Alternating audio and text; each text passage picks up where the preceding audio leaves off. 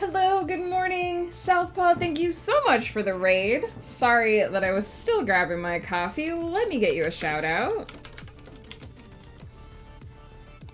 How are you doing? Welcome in. Orc raid!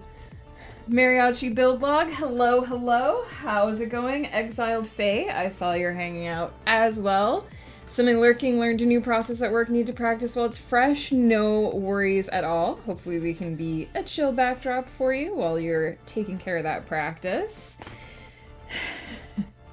Party of two? Restaurant joke? I get it. We don't exactly have a reservation. I hit a wrong button. We don't exactly have a reservation, but thought this might be a good surprise. It's a great surprise. How are you doing? I almost said, how are you going? Because that's the kind of morning I'm having. I had to get up ultra early for me. I mean, Ghost Pepper had already been pre-awake for half an hour by the time I got up, but I had to roll out of bed an hour and a half earlier than I usually do and trundle myself down to the blood clinic.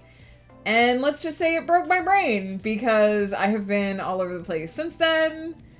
Usually go by Moon. This is accounted just for my models. No worries. I will try to remember. I actually, now that you say that, I remember. You've told me that before.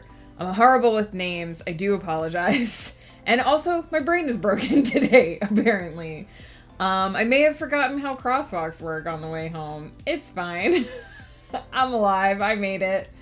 But yeah, I had to go to the blood clinic. Nothing major. Just as I've mentioned a couple times this week, I'm on anti-thyroid medication, and it's just time for them to check my levels and see if my medication needs to stay the same or change the dose or whatever. So I like to get it taken care of first thing in the morning, because if I get into the day, then I'm just gonna have a million excuses and not go. So I specifically blocked off this morning to do that, which is the main reason I'm late, because usually I get home in time to just do my whole morning routine, which I did. But everything is just a little bit off, right? So my brain is just like not quite able to go into the autopilot that I do in mornings. So I'm a little bit late, but I've done the health thing, the important health thing. It's out of the way. I'm here. I'm ready to... I finally have coffee over here, just off camera. I'm ready to drink that, get caffeinated, and do some words, and finish a novel. So that's happening. Going well and patiently waiting for Camp Nano. Nice! Are you going to be doing a specific project? Like, are you prepping during Camp Nano? Are you working on a specific project for Camp Nano? I don't usually do the camp months. I usually only do the big one in November. Mostly because during April and July I'm usually editing. So I'm not going to be creating a lot of brand new words in April or July. Sorry for the yawn. Oh my goodness. I'm going to be mostly dealing with words I've already written. So I don't usually do the big nano tracking and all that kind of stuff. But I will be doing Game of Tomes runs in Camp Nano month, so I'll be hopefully participating in that. We're going away at the end of March, so I'm going to get back literally the day before, the day before April 1st, to the day before everything kicks off. So I expect to be a little bit slow to the opening of the tourney in April. But hey, I mean, I'll be here continuing my current work in progress. It's about time I should whip myself to write the end. Well, good luck. Writing the end is always fun. Always feels good. I was talking to the lady who was doing my blood draw this morning, and she's like, what are your plans for the day? And I was like, oh, I'm going to go home and finish writing a novel. And she was like, well, that sounds cool. And I was like, yeah. And then, of course, she asked what kind of novel it is, which is... I'm never entirely sure how to answer that, because if you're talking to someone who is a big sci-fi and fantasy reader and you're like, oh, I write sci-fi and fantasy novels, they're like instantly gonna understand what you're talking about. But if I'm talking to someone who has no experience with fantasy novels, they're just gonna stare at you like you're an idiot or you have like two heads. So I was like, yeah, it's like Lord of the Rings, but you go to Starbucks after, and she loved that, like, cause I was explaining that it's in a modern world, right? So I was like, it's like Lord of the Rings, but you can go to Starbucks after, and she just loved that idea so much. I've been struggling with my writing lately. Did make a good joke, though. The main character used his book on nuptial law to take down a criminal. He says, wow, that book was finally useful for something. Nice! I would just say if you're having trouble with your writing, don't fret too much. It's perfectly normal to struggle with things. Sometimes we all have days. I mean, last week I had a day where I ended stream early because I was just hitting a wall and I couldn't really get things to work. Just be kind to yourself. Try the usual methods. See if you can shake the words free. Take a break if you need to. But don't beat yourself up, because the more you beat yourself up, the harder things get. If you're not being kind to yourself, I would say.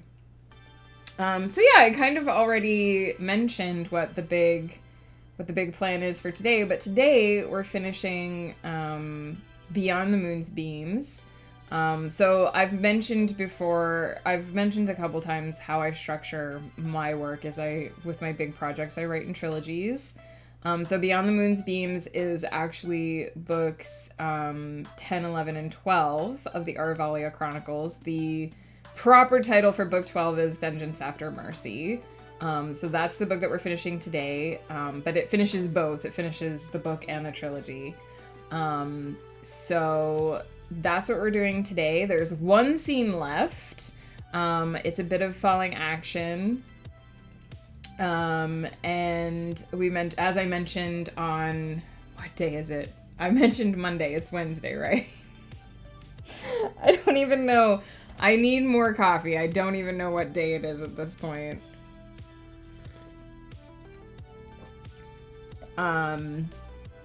So yeah, I mentioned on Monday that I like to have a little bit of falling action, especially at the end of my trilogies, so that people can sort of see what happens after the big epic battle, where the characters where the characters end up, and sort of like seeing the results of the battle and what they fought for, and seeing if they get sort of the things that they were trying to achieve, because this book has been primarily action scenes. There was a gigantic epic struggle at the end of this book, so I feel like ending directly on the tail end of the battle would be unfair.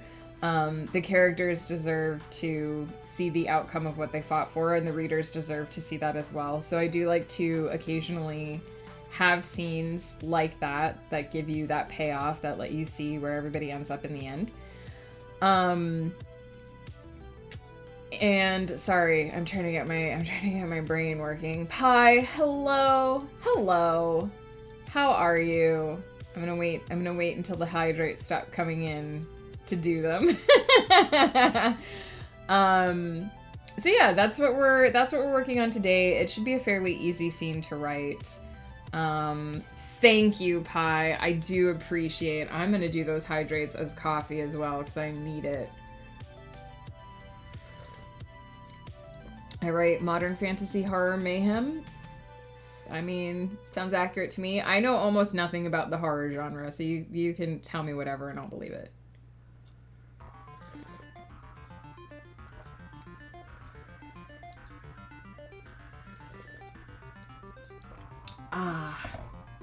Coffee to jumpstart the brain. One of the nurses at the clinic that I went to this morning was saying that she was having a bit of a moment as well, and she was like, I haven't had coffee yet this morning. She's like, usually I have an IV drip of coffee and I haven't had any this morning. I was like, I feel you.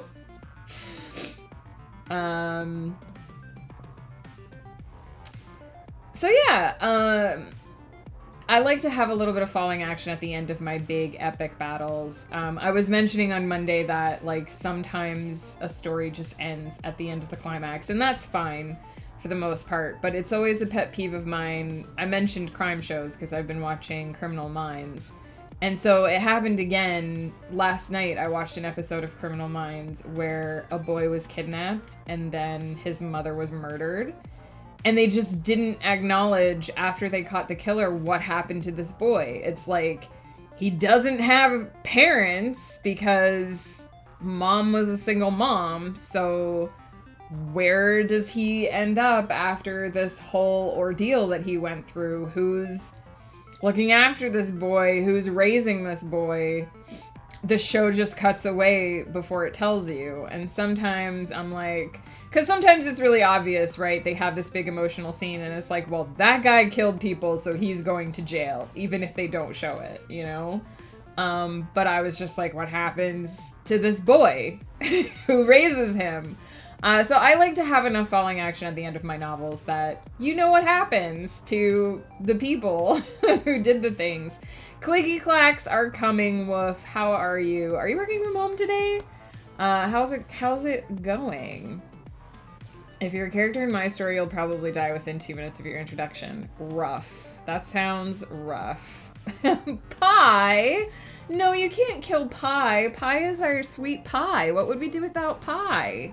Who's gonna make me drink a bunch of hydrates if you're not here, Pie? Just got home on lunch now. Oh, nice. So is it like a half from home day?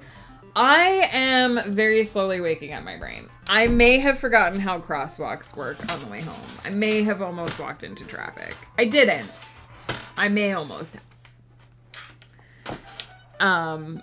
My brain, this is why when people are like, why don't you get up earlier in the morning? Because I literally cannot function when I have to get up early in the morning. I have clicky clack envy, but I'm still happy to have you guys in the background while I learn this dang work thing. I'm sorry that work is making you work. That's genuine, not sarcasm. But you'll be clicky clackying with us again soon, Exiled Fae. I have faith. I hope the new work process is going well.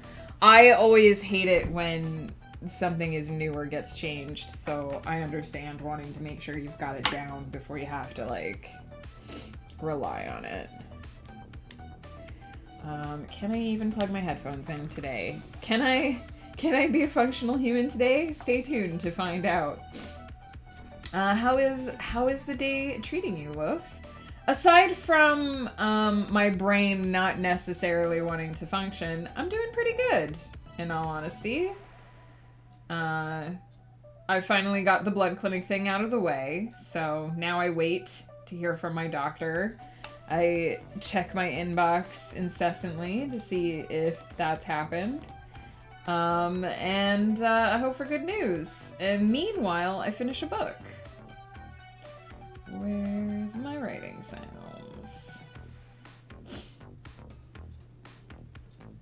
Doing some interesting research on what?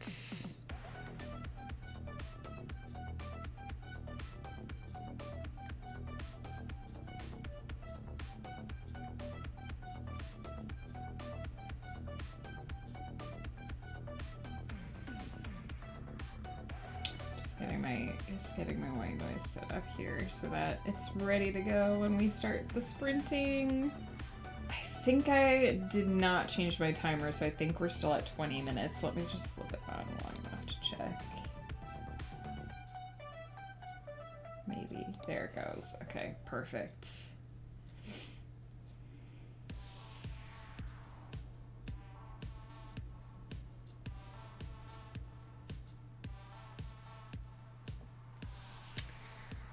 Books from Victorian era in the UK that had cloth binding dyed emerald green. That dye which was produced with arsenic powder. So is there a particular reason why you're doing research on it? Is it because you just need to know that people had, like, that the book has arsenic powder on it? I mean, I'm pretty sure they didn't necessarily realize that arsenic was bad back then. I mean, listen... Women used to put belladonna nightshade in their eyes to make their pupils wider, and that shit's poison too. So, oh, writing a thing for work on it. That's interesting. So is it just like is it a report? Like, I don't know what I'm trying to ask. Is there a particular reason why they have you writing it, or is it just a thing? That was such a bad question. I'm so sorry. Please forgive me. Have you seen old-fashioned Welsh fireworks? Those things are cool. I haven't. They knew that ingesting it was bad, but didn't care as much with touching it. We did do a lot of unwise things before we knew better. Well, it's interesting. I'm not going to go too deep off this tangent because I do have to do words in a little bit, but it's really interesting because we have a place here in town that makes absinthe.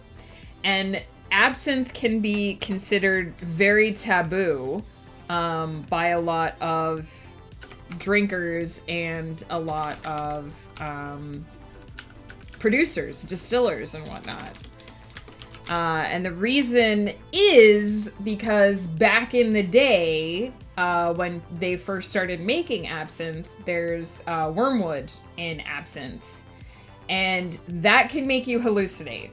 It can straight up just fuck with your mind and make you see things that aren't there. That's where the idea of the green fairy and whatnot partially comes from.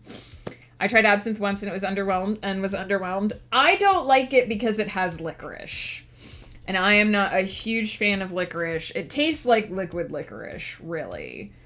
But the reason why it used to cause people to hallucinate is because they didn't know how to treat the wormwood. And that's why it would sometimes cause hallucinations. If it wasn't handled properly, if it wasn't prepared properly for the drink, it could leave trace amounts of the dangerous chemical in the drink, and that's what would cause people to have a trip. If you use modern methods to prepare the wormwood, that doesn't happen. There's no hallucinations. You don't have any problems. There's no danger in drinking modern absinthe. But because of all these stories from the ye olde times back before they knew how to handle wormwood, it still has a reputation as a bit of a taboo drink, right? So there aren't a lot of places that handle it or make it. Trying to promote our history of medicine library by writing articles about interesting or weird health medical topics. That's so cool. I'm so glad that you get to write that.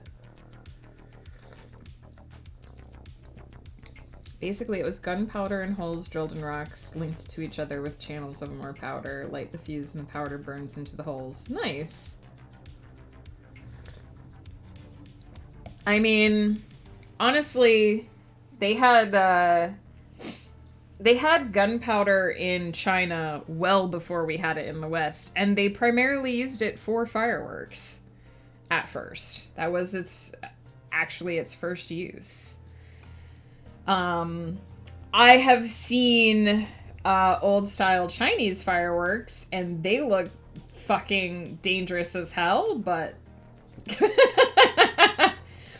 they used them.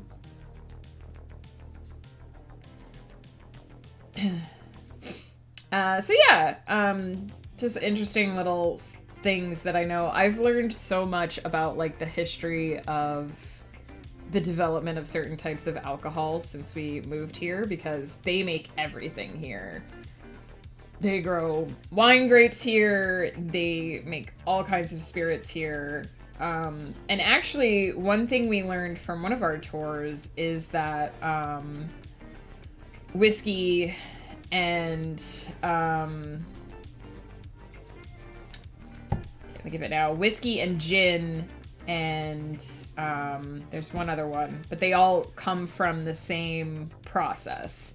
It's just they distill it more, right? So you distill it, vodka, I think. So you distill it the one time, you get one of them. You distill it again, you get the next one, and so on and so forth. So it's just how many times it's gone through that purification process to get to the point of alcohol that it is. And they're all made from the same base ingredients. They'll take the same rye, for instance, and use it to make a whiskey and then use it to make a gin, because you're just going through the process again.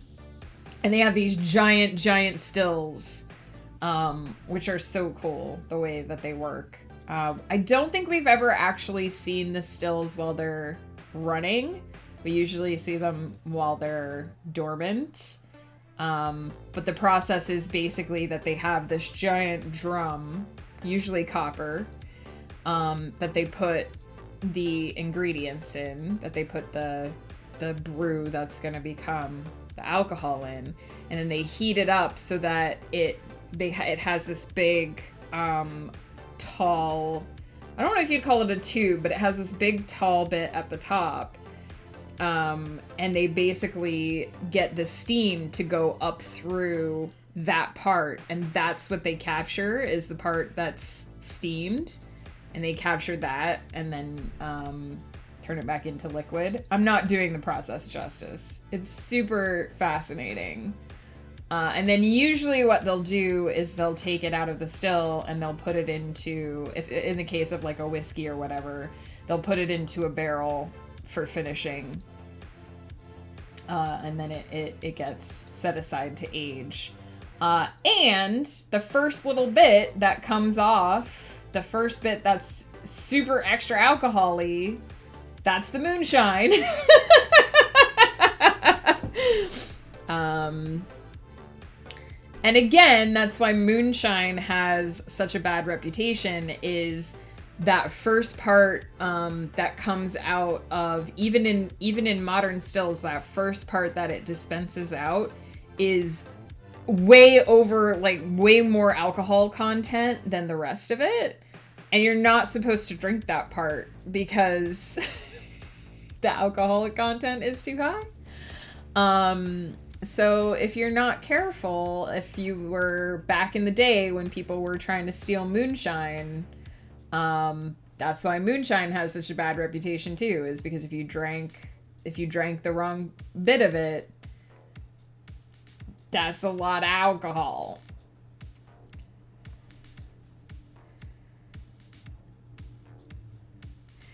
My dad used to make alcohol himself. I have no idea if it was any good. Yeah, lots of people do home distillery. We've never tried it. I shouldn't say that. We have made some liqueur using cherries from the yard, which is basically just pick fruit, pour alcohol over it, let it sit for an amount of time.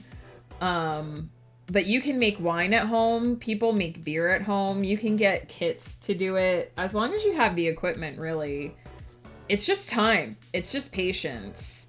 I think wine is one of the easier things in terms of time, because it only takes a couple months on average to break everything down into the alcohol. For something like a whiskey, because it needs to be aged, it takes like 3 years. So it's a big time commitment. My old landlord used to make beer and wine. I have thought about trying to make mead. We have a friend of stream, Valkyr, who makes her own mead, and it's delicious. Her mead is so good. So yeah, like some people do it, and it's great. I don't have the patience. The most patience I have is waiting 5 minutes for my tea to steep. But I love tasting like the alcohols that other people have made. And I love me a good rum. I'll be honest. Rum is good. I am going to blow my nose quickly here, just because I walked through the cold this morning, so I have a bit of a sniffle. Oh my god. I'm gonna blow my nose quickly, and we're gonna do some clicky clacks. Hello, me. Hello. The most patience I have is waiting 5 minutes for my tea to steep is a moment to enter. We were talking about making alcohol, and I just don't think I have the patience to wait months.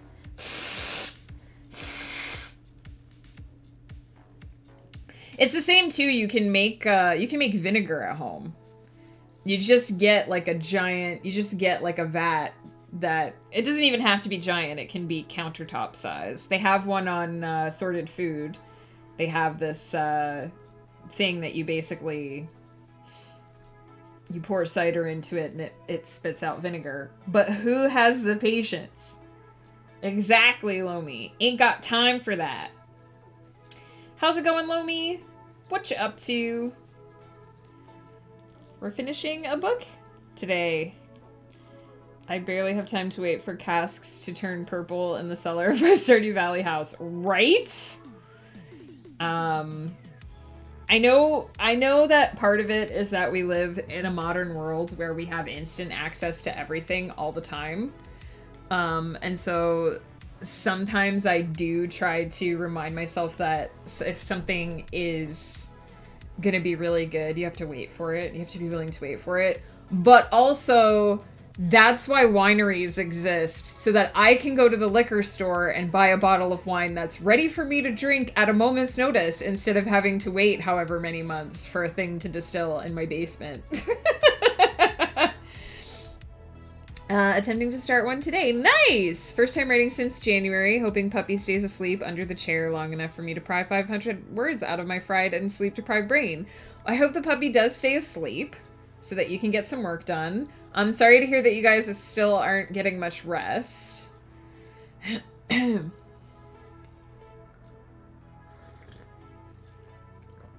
Have you made any progress with getting the pup to, like, function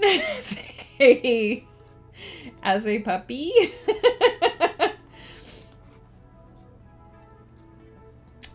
I'm going to, that said, go ahead and start the sprint timer. So I am going to be quiet for the next 20 minutes. I'm sure some of you are like, thank goodness she's shutting up now. I just need to check my notes.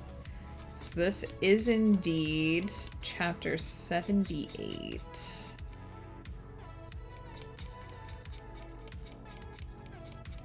I don't know why I'm checking this, because if I'm going to change the order of things, it would be done later.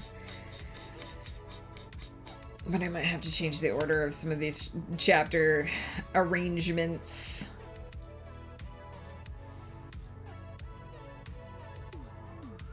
Actually, maybe instead of making this a new chapter, I'll just put a chapter break in. That makes more sense.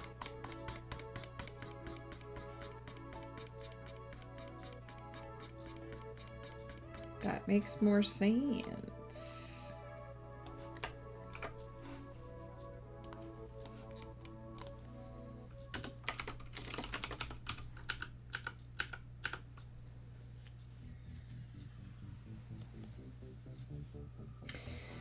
She's making progress, but it's a very hard one. We're down to waking every 2 or 3 hours at night and only 3 to 4 accidents in the house a day, but she still doesn't sleep during the day. Oh no.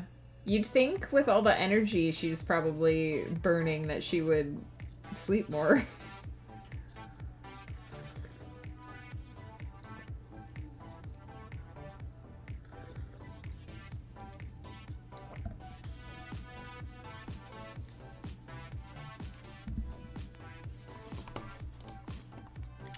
Let me get my first sentence in my brain.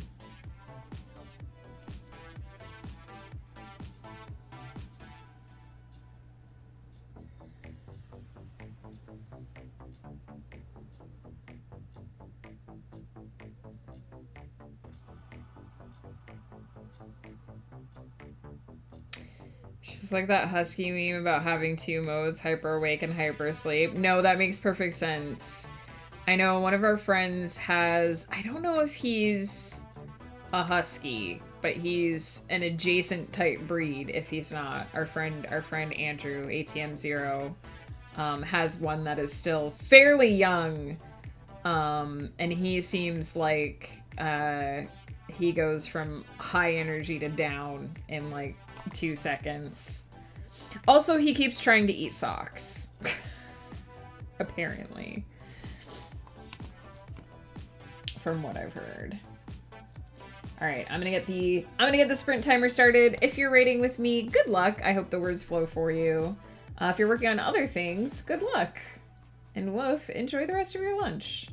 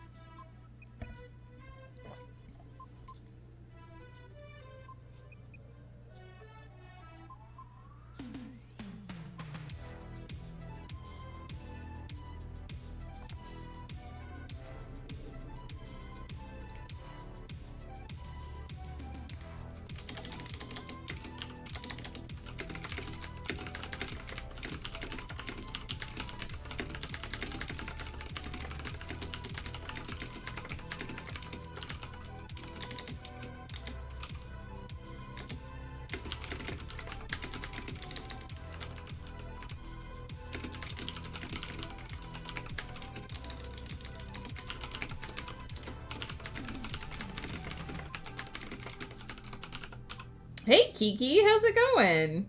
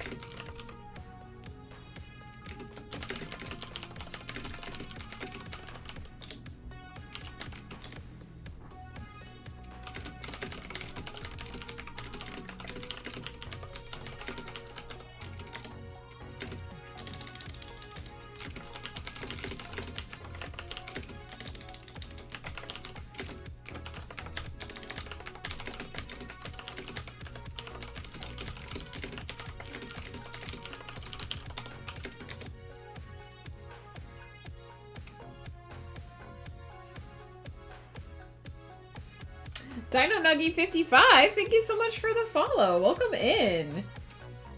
We are in the middle of a sprint, so I will probably not be too talkative. I will stretch, though. Thank you, thank you. Conquest Publishing, hello. How are you doing, Dino Nuggy? Please let us know.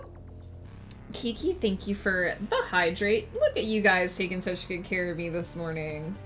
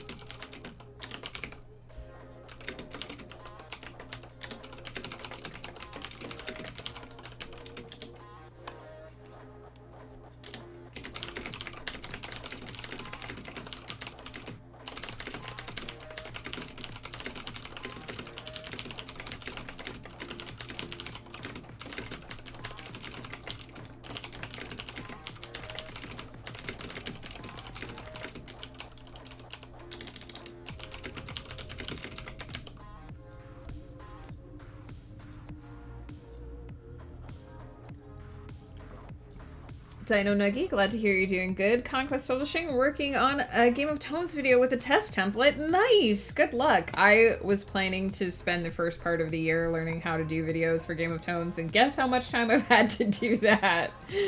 So I guess I will be winging it when the time comes.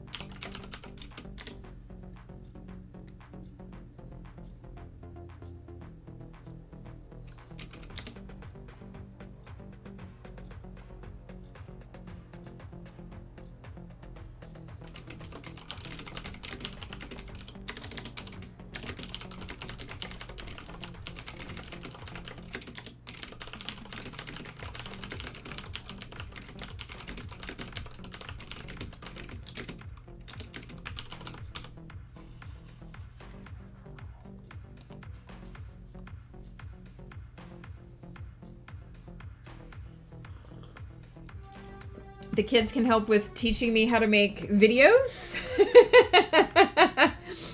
I may need that.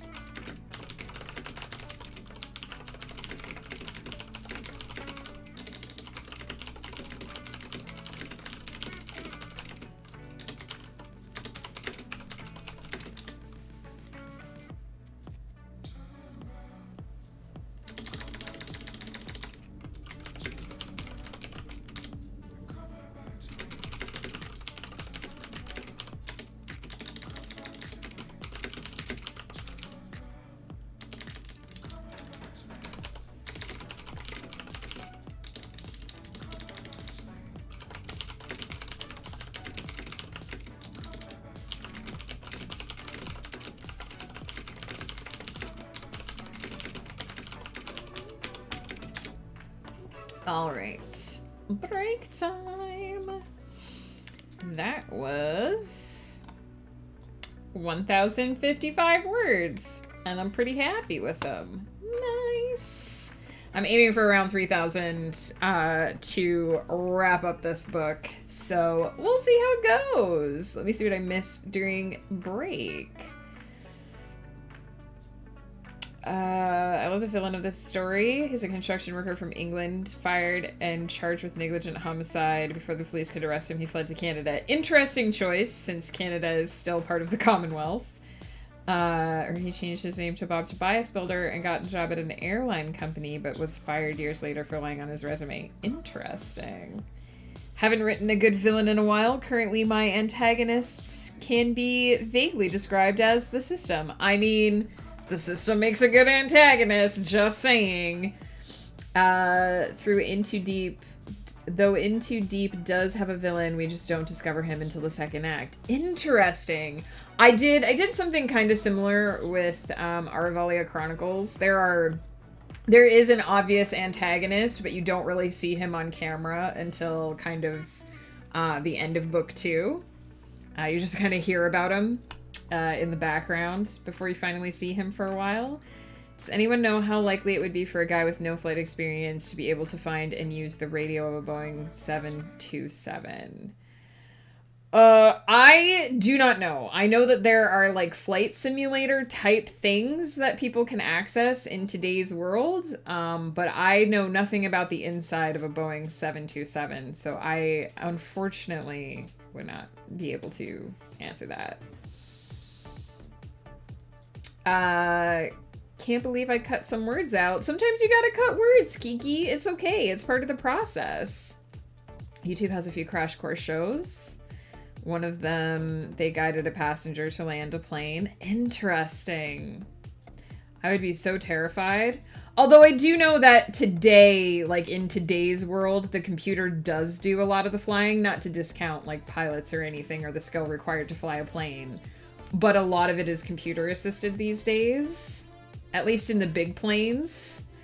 If you're flying like a propeller plane, I imagine it's different. Working on Game of Thrones video. Was also in the zone trying to finish a chapter. Nice! It's always nice when you hit the zone.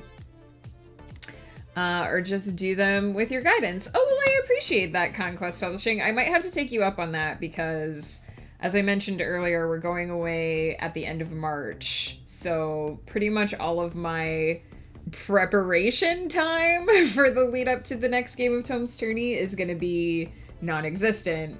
So I get the impression that I'm going to be doing a lot more last minute stuff than I anticipated.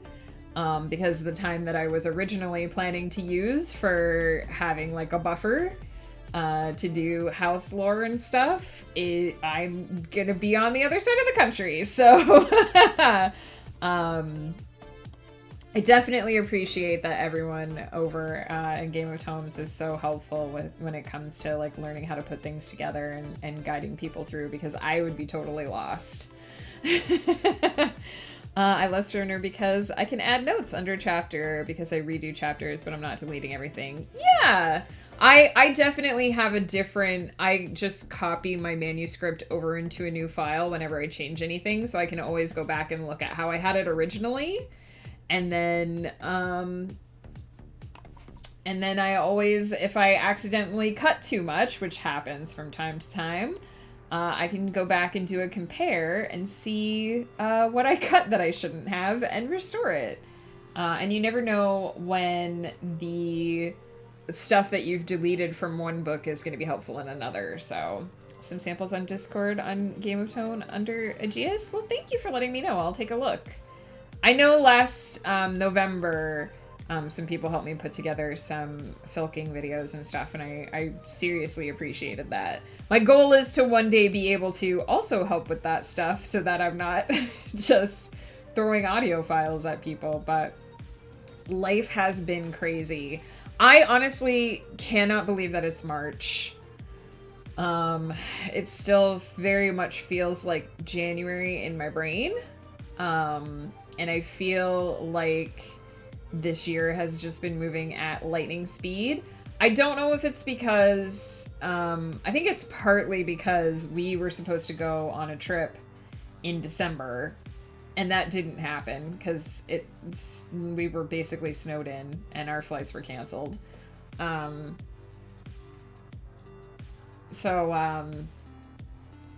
We just kind of had this whirlwind Christmas that we threw together at the last minute.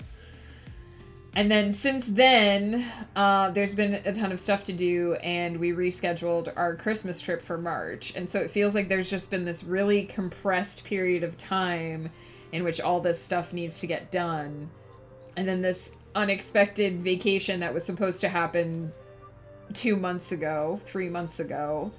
And then I have no idea what, like, I haven't even thought about April yet. I haven't thought about, in theory, I've thought about, like, this is what I'm going to be working on in April, and this is, like, what my plan is for, because I'm going to be editing, books 7, 8, and 9 of Aruvalia Chronicles, so I've theoretically planned that, and also editing the second book for Everyone's Child, but, like, I just haven't been able to think. It's all about getting to the end of March, and then I just haven't even been able to start thinking about April yet. So I know that because of that, because it's like my brain has just kind of been like, planning stops here. I'm gonna get home from the trip, and I'm just gonna be like, now there's all these things. Now April is happening.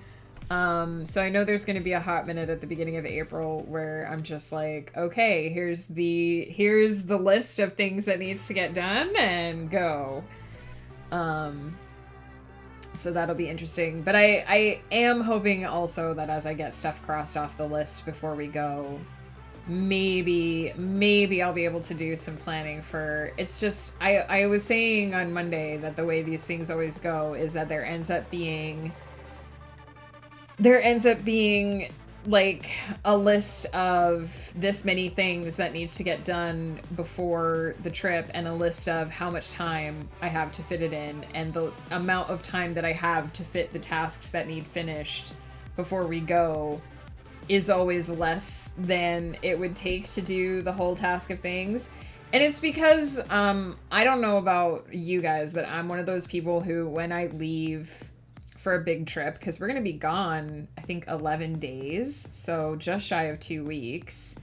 When we're gone, I like to come back and already have the house clean. Like, I like to do all that kind of tidying and organizing ahead of time, because I don't want to come home, unpack from a trip, and instantly have to, like, clean the house. I just want everything to be fresh and waiting for us, because it's like one less thing to worry about when we get home, but it means one extra thing to worry about before we leave. So there's a lot of organizing and like extra little house stuff that sometimes I put off, and I'm like, okay, well, now I want to do it so that it's done before we get home. So I've been doing little bits and pieces of extra laundry, and just tending to a couple of the house tasks that don't always get as much attention, because usually they're not as immediately concerning, but, you know, I want them to just be out of the way before we go. So we'll see how it goes. There's gonna be a point in time, probably next Wednesday, where I'm gonna have to just start saying, okay, this isn't gonna get done, this isn't gonna get done, this isn't gonna get done, and go from there. But yeah, hopefully we are far enough away from winter weather that we won't have any problems getting off the ground this time. I think, I don't know for sure, but I think that the reason our flight was actually canceled out of town here, because we were supposed to fly from here to Vancouver and then from Vancouver to Toronto. And I think that the reason our flight here in town was canceled was because it was actually like minus 35 degrees for a couple days before we were supposed to leave. And I read afterwards, there was a news story that the local media put out that talked about how once it gets to a certain degree of cold, they have trouble de-icing the planes, because once it gets to a certain level of cold, a lot of liquids start having problems. Like, if you've ever lived really, really north, you know that at minus 35 C, gasoline starts to have issues too. Like, so when we lived in northern Quebec, everyone had automatic car starters so that they could hit a button from inside their house, get their car to start warming up before they went out to the car. And also we would have to plug our cars in overnight, especially if your car wasn't in a garage. you would have to plug your battery in overnight to keep some of the parts in the engine from freezing. So my suspicion is that the reason why our flight was canceled was because it was a very early morning flight and they just weren't going to be able to de-ice the planes. So hopefully we're not going to have to worry about minus 35°C at the end of March. If we do, then I'm going to have words with Mother Nature. Tempest, hey! Take 2, I woke up early and had a nap. Nice. I had to get up super early this morning and go to the blood clinic, so my brain has definitely been slow to catch up. I'm starting to get there, though. I'm a little ways into the coffee, so I think my brain is finally with it.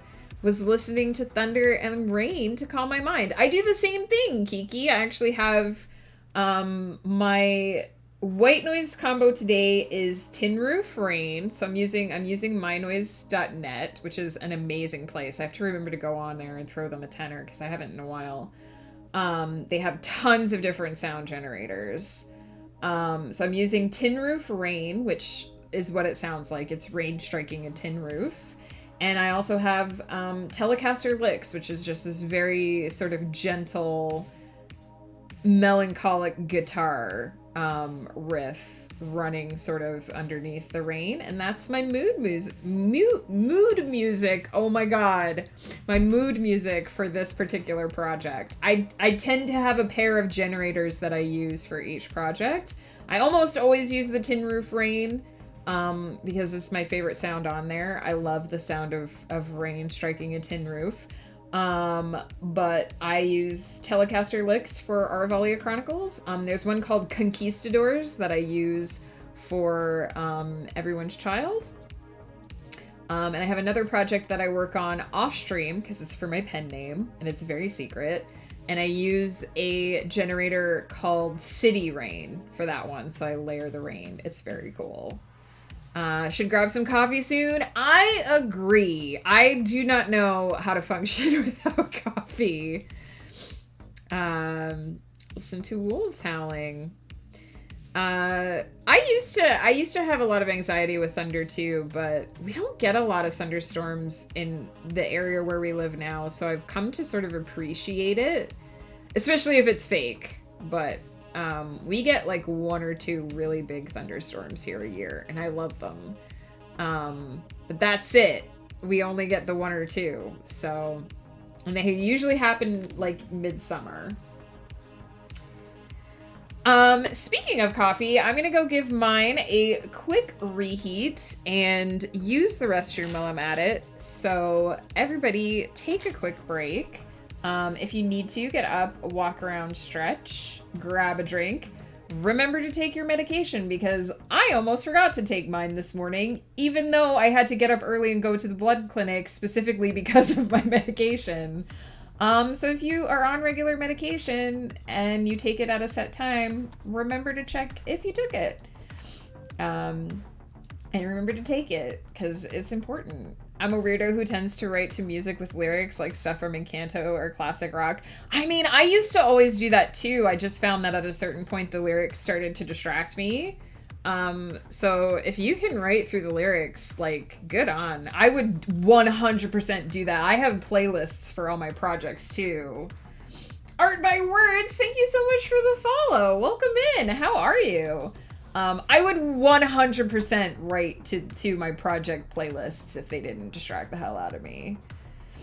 Just vibing, doing the most writing I've done in about a month. Nice, glad to hear it.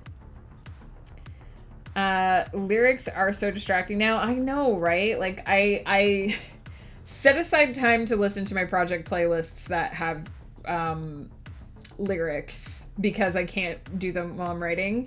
What's writing? I assume maybe you mean what am I writing? I am writing a science fiction. No, not science fiction today. Oh my god. Brain.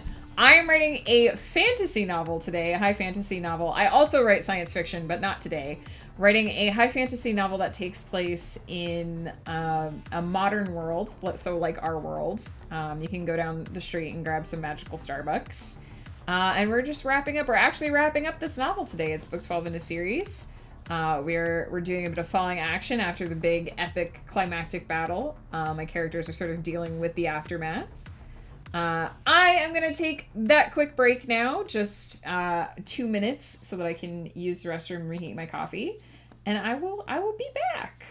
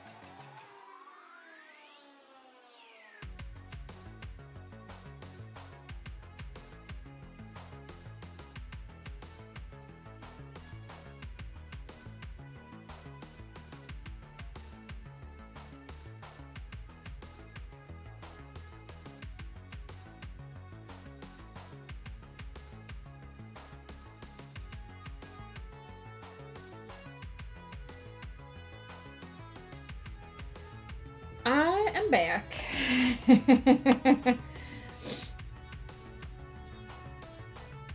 Art by Words, thank you for saying that my story sounds cool. Appreciate. I described it this morning at the blood clinic as like Lord of the Rings, but you get Starbucks after, and the nurse who did my blood draw really enjoyed that. If you're working on something today, Art by Words, let us know. No pressure. Don't have to share if you don't want to. But we're always happy to hear what people are working on. Sorry, my brain is still slow today. Gonna try to make a phone call. Good luck, Moon. Woof, enjoy your lurk. I assume you are heading back to work for the afternoon. Good luck on your research project. Please let me know what you learn, because I am super interested. Welcome back, Moon. I'm also back. Settling back in. Get my white noise back working. I don't know why I'm saying it like that. It's just happening. For anyone who was not hanging out over on Ghost Channel last night, we did the 100th episode of Winds of Chaos, which is his D&D campaign that he runs here on Twitch. They've finally reached 100 sessions. They have been going for a little over 2 years now. So they decided to do a special episode for the 100th, which was sort of an interview of a bunch of the people who are involved, mostly the main players and the GM, but they asked me to be involved as well. So I got to talk a little bit about Ephema last night, my Woods Witch Warlock, who appears occasionally to hang out with the party and then disappears into the Fey realm after, and that was super fun. We got to talk about sort of the mechanics of creating a community game that is contributed to by the community, and sort of the joys of working on that kind of collaborative project, rather. Sorry, I don't know what my brain is doing today. And then we also got to talk a bit about the characters and sort of how we made them and what's going on with them, and just sort of shoot the shit in character, out of character, sort of thing. And it was really fun. So I know that VODs stick around for a little while on Ghost's channel if anyone's interested in listening to any of that. Friend of stream Peter Greenwood, I believe, is his full name on Twitch. He did the interview. He is a professional radio broadcaster, so he interviewed us. It was delightful and very, very smooth. I think much better than if one of us had tried to run it. That will eventually, I think, be added to the Winds of Chaos playlist on YouTube, which is on Flutter's YouTube. So check that out. I got to be part of that last night. It was super fun. And it was nice to share a little bit of my secrets of Ephema. Not that there are a ton of secrets. She was just kind of a whatever for fun character that ended up working out. Got some stuff to do. Moon, thank you for dropping by. Appreciate it. Good luck with the rest of your day. I hope the words continue to flow for you. I'm so glad you were able to write with us for a while. I am about to shut up again.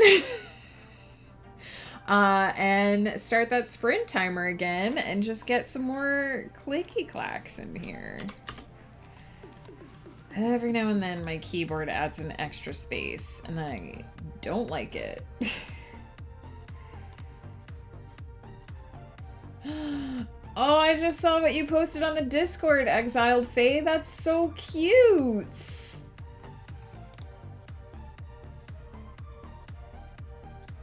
What? It's a little kitty. I might want it. I mean, I have a coffee warmer, but I might want the kitty-shaped one. Mine's not shaped like a kitty. Therefore, it is inferior. I can show it. Hang on. Let me hide this and this. And open in browser. I will make this bigger. Oh, you guys can see it. I can make that bigger though. Look how cute. I want it. Don't need it. Do want it.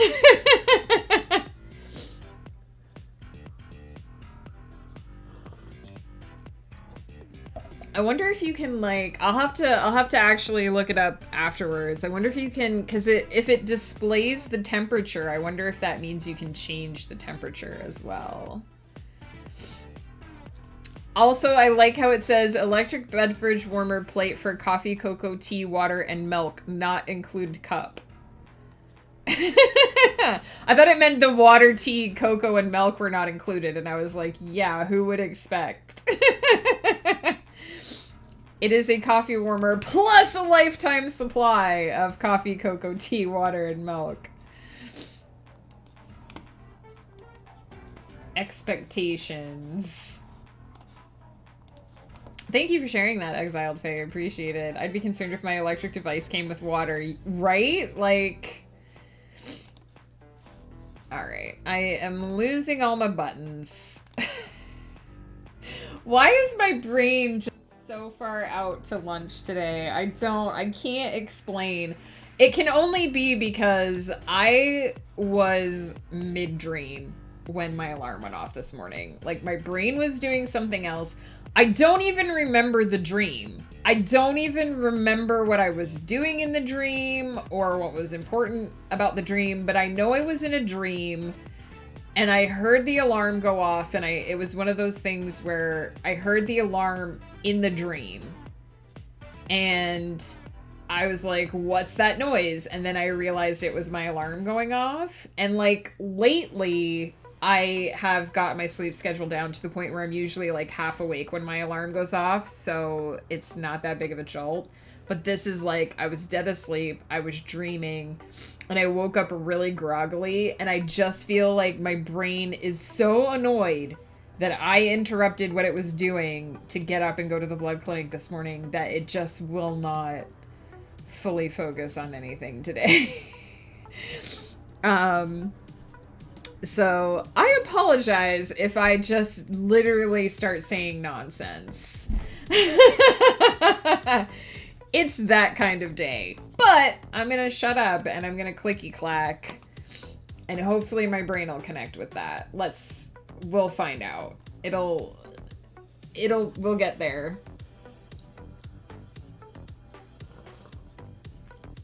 300 words, that's awesome. If you were aiming for 500, then you're over half. You're over halfway there.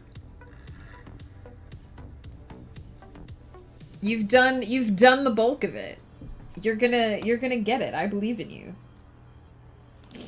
Let's do it. Let's do it now. Let's do the clicky clackies.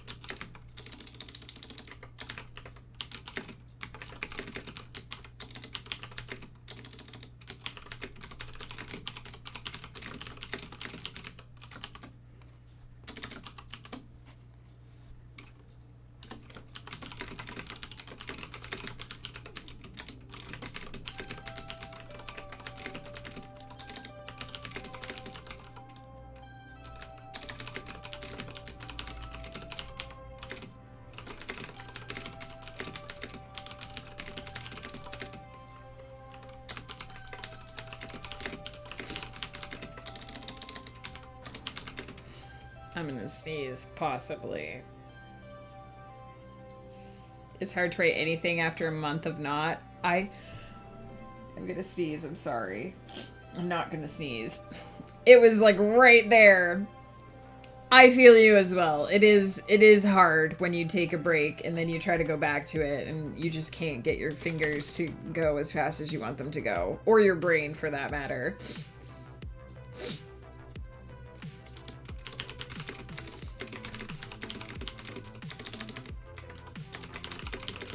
Neo, hey, how's it going? And Apple, hello. How are you, my friends? I hope you're both doing well. Oh, Neo, I love that emote. So cute.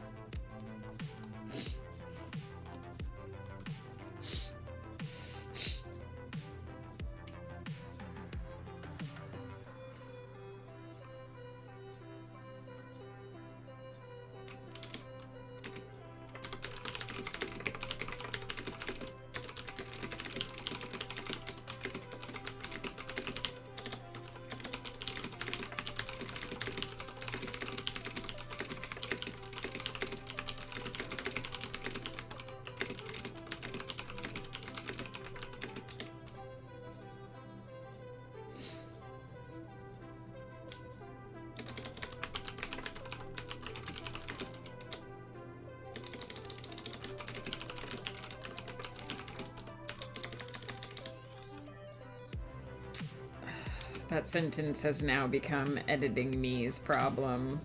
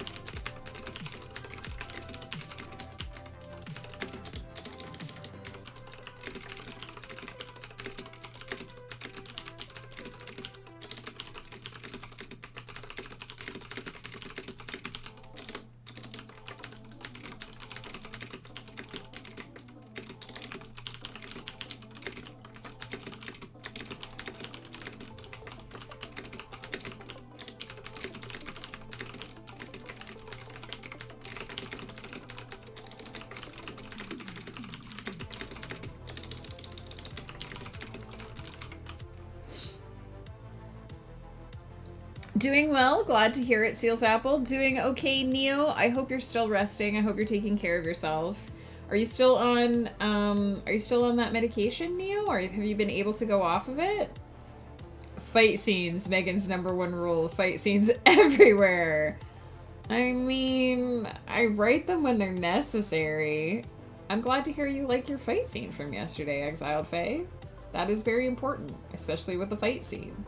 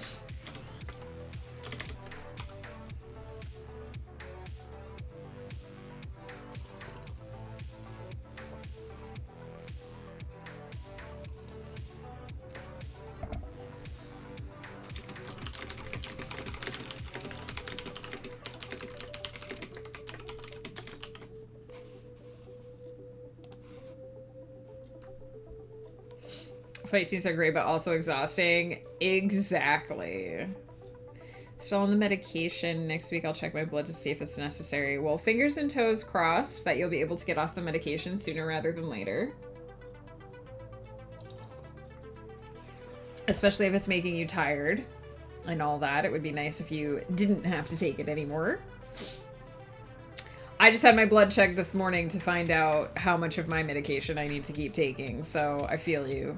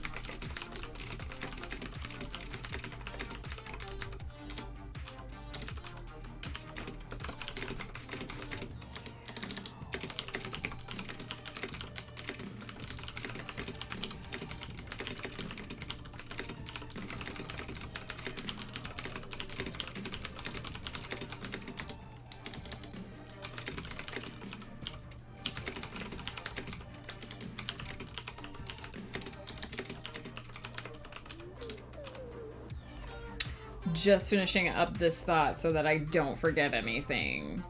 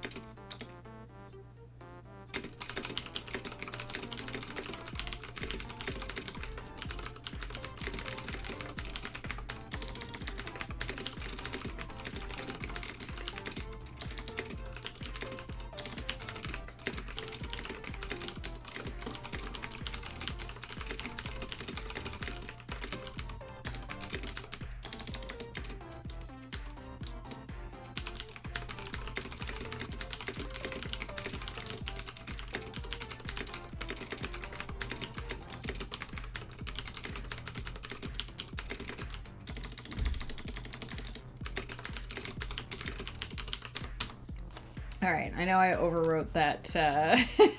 I know I quite overwrote that sprint, but I was in the middle of a thought that needed to be finished.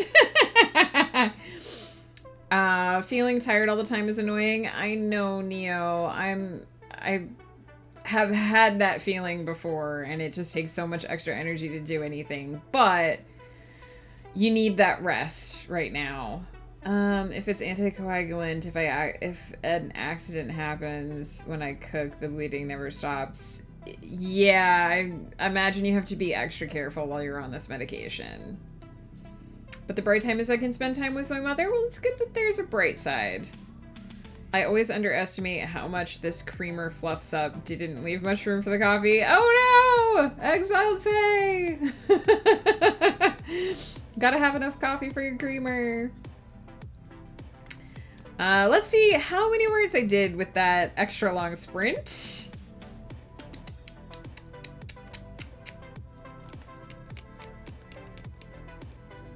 1,156 words with, I think about 175 of those being post-sprint timer. But that brings us to 2,211 words for the scene. We are on the final stretch here. I don't know if I'll get it done in 1,000 more words, but we're hopefully gonna get close. Finally dealing with an aspect of fantasy that I think doesn't get acknowledged enough, where one of my characters has basically just said, I have put my body through so much shit in the last month that if I get injured again, magic might not fix me, so let's not do that. Because I think that there should be limitations on magical healing so that you can't just keep bringing someone back from the brink of death and shoving them back on the battlefield like you do in Dungeons & Dragons. Which is literally the meta in Dungeons & Dragons, because that's how the mechanics kind of work. Insofar as Dungeons & Dragons has a meta. So yeah, my characters are basically like, look, in the last month I have had this many major injuries and my body might not let magic put me together if I get another one. So, you know, let's take a step back. Made it to 507 words on my new project. Nice! Lomi, that's amazing. I think it's an okay start, but the puppy is awake, so that's it. Well, I'm glad you got the words in before the puppy woke up. Thank you so much for hanging out. I hope we were able to give you a little bit of a boost in productivity. And hopefully this is a start of a grand... I don't know what term I'm looking for, because my brain just failed me, but... a grand getting back into the swing of writing. How's about? Flutter, hello, hello. Thank you for the lurk. I hope you're having an excellent day. Still hoping I will get some writing after work. I'm off in a little under an hour. Fingers crossed, Exiled Fae. I hope you're able to get some words in. I am going to take one more quick break, I think. And then we're gonna come back and finish this. I have a vision of where I want this book to end. So I just have a little bit more conversation to happen to fill out sort of the ending bit of this aftermath, and then we will set the scene for where I want things to end.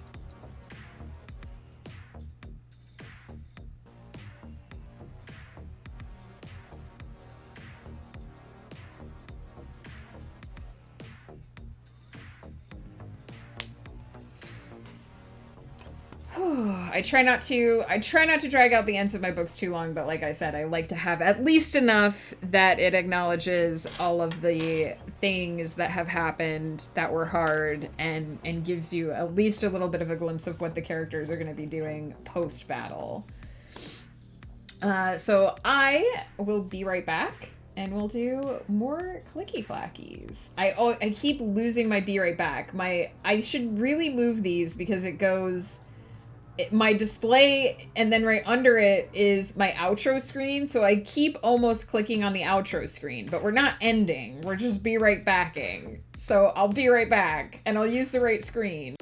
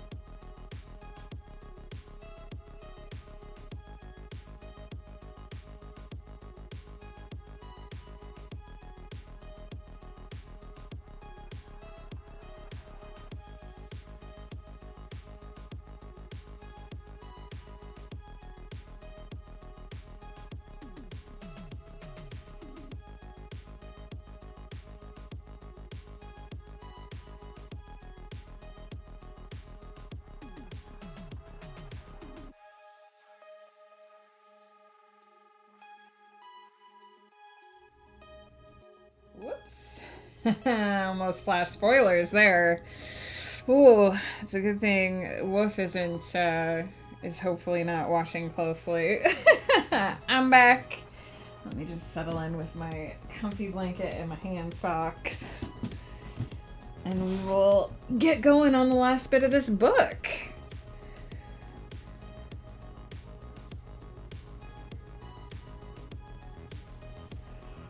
Oh, sorry. Sorry for the yawns. Oh, I just feel like my brain is not gonna forgive me today for having to get up early. But it had to be done. I had already put off going to the clinic 3 times. I was gonna originally go Friday. I put it off to Monday. And then on Monday, I decided to go, or on Sunday, I guess, I decided to push it back to Wednesday. But I was like, it's a slippery slope if I let myself wriggle out of it again. Has to be done sometime this week. And so I was like, just get it done this time, get it done today, and then it's done, it's out of the way. Don't have to worry about it anymore. I just realized that I don't think I ever tweeted about the stream this morning, but it's too late now. It's too late now. That happens sometimes, that I forget to tweet that I'm going live, but it's okay. We're here, we're getting the work done. Flutter, did you want me to... I know you're lurking, but I know when I flashed the Beauty and the Beast thing, you know what? I'll just show it. I'll just show it again either way. I was like, I don't know if you got to properly see it. It was very small on the screen when I showed it, so I'll show it again. I brought it up, so I'll show it again. It is finished. It's a bit of a bigger... In fact, let me go to...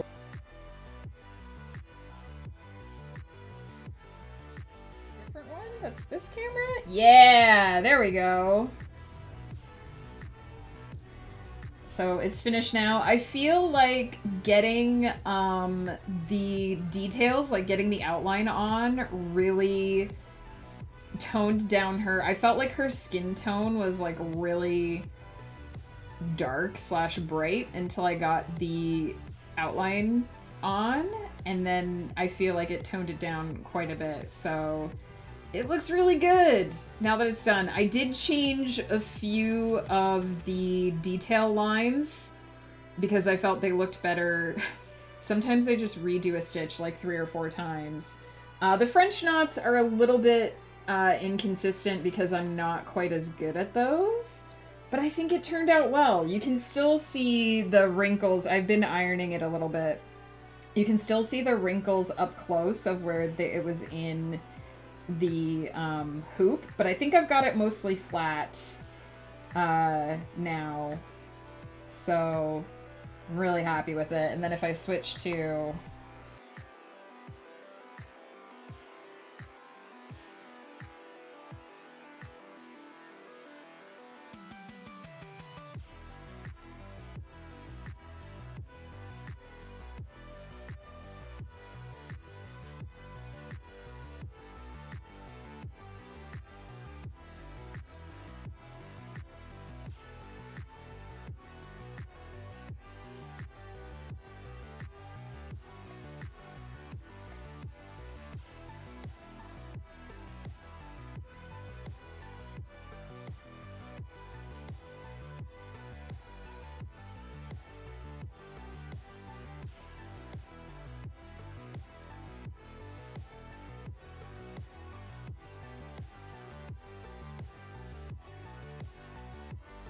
just because we're going to be away the last 2 weeks of March, and I don't think I'm going to have time to get it mailed to you next week.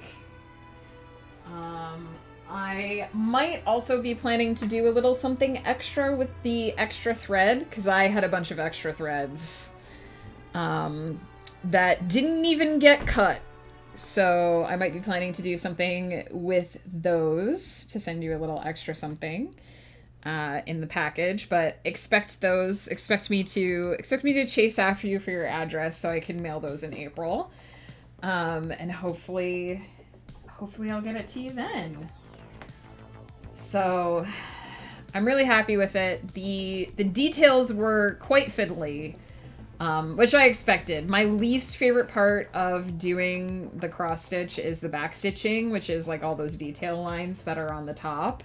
But they are important. They make such a big difference for patterns that make use of them. So it was worth it. It was worth all the extra. I had one day where I was having just this really rough day. I think I mentioned it in Joe's chat. And Pi, thank you for dehydrate. I was having a really rough day, and I finally sat down in the evening to do some cross stitching, to do some of the back stitching, and I messed up a stitch like instantly. I had done like 3 stitches and I had to pull them out, and I went to pull it out, and the thread just, because the big threads are made up of smaller threads, which you pull out to make use of, and then those threads are also made of smaller threads because that's how thread works. And so I went to pull it out, and it instantly just like pulled the entire thread in half, and that one whole thread just like disintegrated. And I've never had that happen before. I pull out stitches all the time. And so I was having such a shit day that I was just like, really? What the fuck? And I had to cut it to get all the remnants of the thread out. So it was just kind of one of those perfect storm days. And I have no idea why it happened. I'm usually pretty careful about when I pull stitches out. I try to be very gentle about pulling it up.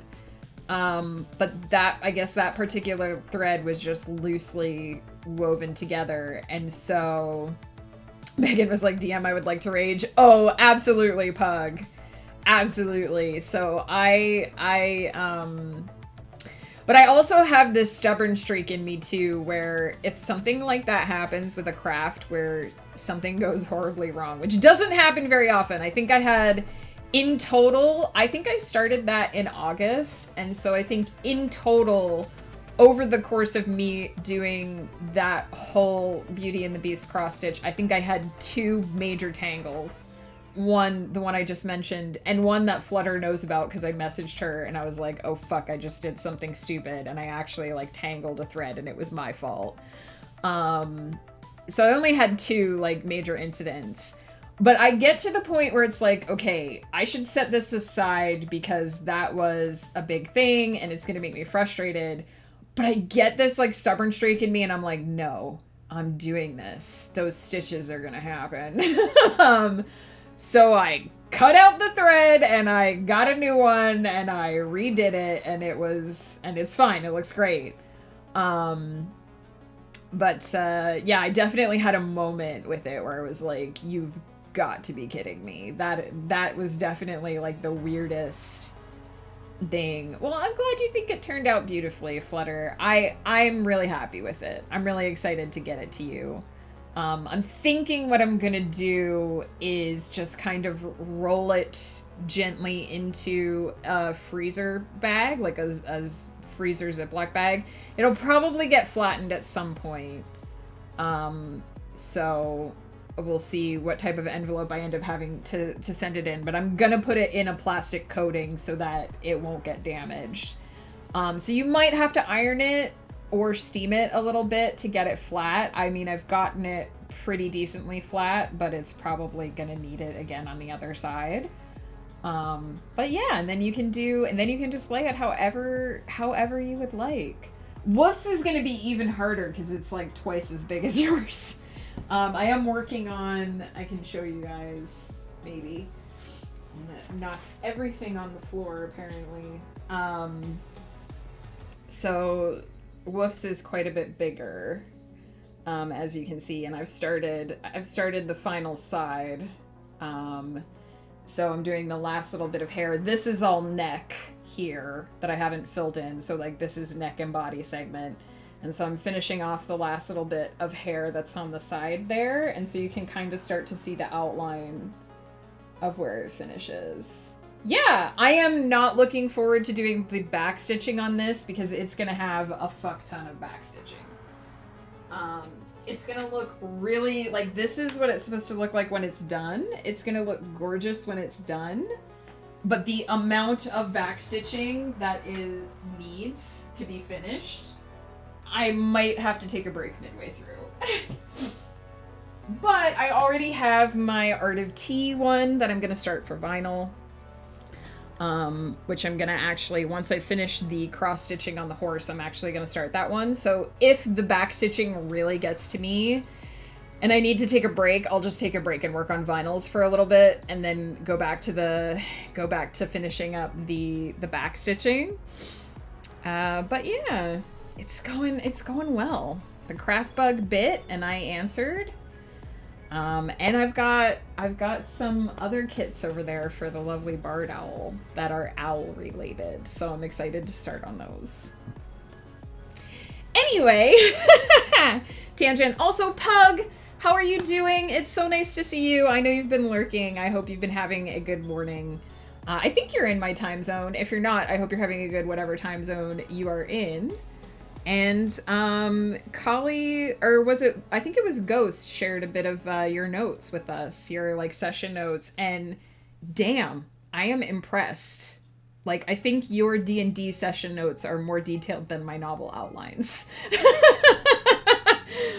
So I was very impressed by how you keep your session notes. I aspire to have such good session notes. And now, Clicky Clackies. It might be the final round of Clicky Clackies for this novel. We might just write past the end of the sprint timer. It's uncertain, but we're getting there. We're getting close.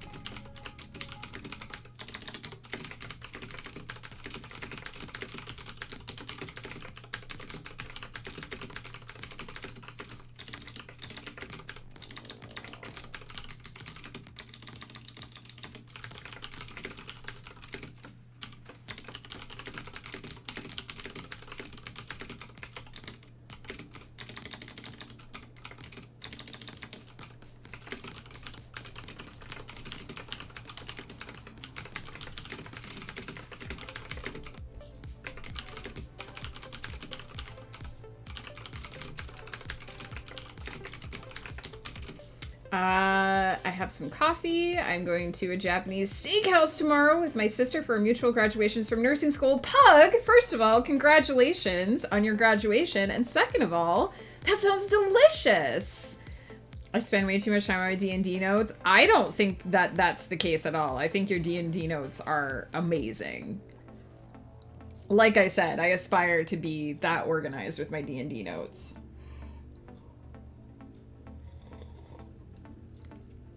I think it's brilliant that, like, you write down the roll results and everything. They're not only for notes, they are also a way for me to show Collie that I appreciate how much work he puts behind the veil. Oh, Pug, that's so sweet. I'm sure he appreciates that. Because DMs do work hard. DMs do a lot of hard work. And I know we sassed them. I sassed Collie a lot last night off camera. But they do put a lot of work in. They work hard building encounters and building maps and setting up story, so I'm sure he appreciates that. The rules are useful because sometimes we won't remember the roles from months ago. Yeah, exactly. And even with the Roll20 history, sometimes even like earlier in the session, it's hard to remember what a role was for. I remember I tried historying this object before. What I got, I don't remember. Exactly. And sometimes you scroll back through Roll20 and you're like, well, there's a role for this, but what was it actually for?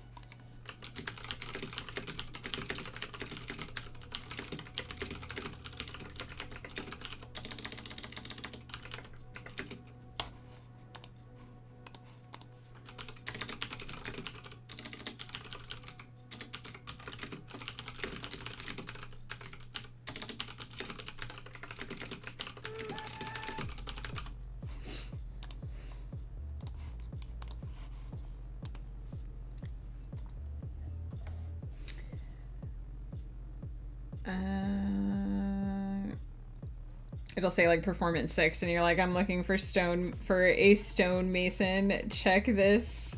For a stonemason, check this is not it at all. Exactly. I don't know why I couldn't read that. My brain was just like, these words are too small. What's my food plan for today? Because I was at the blood clinic this morning, I was able to pop into the IGA and get some stuffed mushrooms, some seafood stuffed mushrooms to have for lunch. And I'm going to have some potato and egg salad on the side because they also had that at the store. And then for dinner, I'm making something which is called Big Mac casserole. So it's basically like a beef mixture, ground beef, fried off with some onions and some Thousand Isle dressing. And then you sort of put that in a casserole dish with some lactose-free cheddar cheese for me. And it's supposed to be tater tots, but I couldn't get them. So they're potato pancakes, which are basically like halfway between tater tots and hash browns. And I'm looking forward to that. It'll be nice. A nice little treat.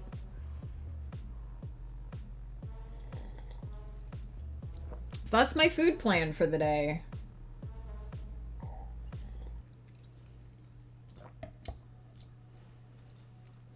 Tater tots, should have added that to the grocery order. I know, right? I forgot to get them from our grocery order too, so I had to settle for potato pancakes when we went to the store the other day. Tomorrow, I'm planning to make a nice shrimp teriyaki stir fry in our wok with noodles. It takes like 10 minutes total to make the whole thing, and it's delicious. So I do weekly meal plans, so I do actually know what we're having for dinner the next few days. On Friday, I'm going to be making a chicken and sweet potato curry in the crock pot. I bought the Old Bay seasoning for it this morning. Oh, thank you, Pug. I'm glad you approve. I am trying to get back in the habit of eating healthy, and we are trying to do somewhat vegetarian meals from time to time. So tonight is obviously a big meat one, but we're trying to get into the habit of eating healthy, exercising more, that kind of stuff. And a meal plan not only helps with that, but it helps with the groceries, because then I buy an ingredient and I use it all, right? It's hard to get into that habit, but right now with how much food costs, it's good to have a plan.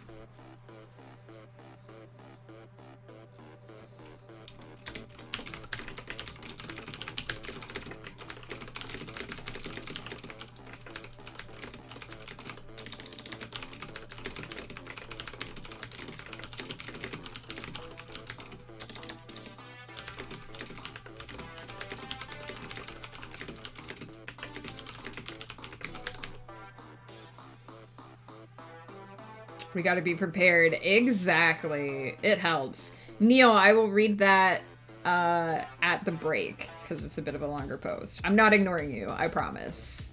I'm just trying to focus.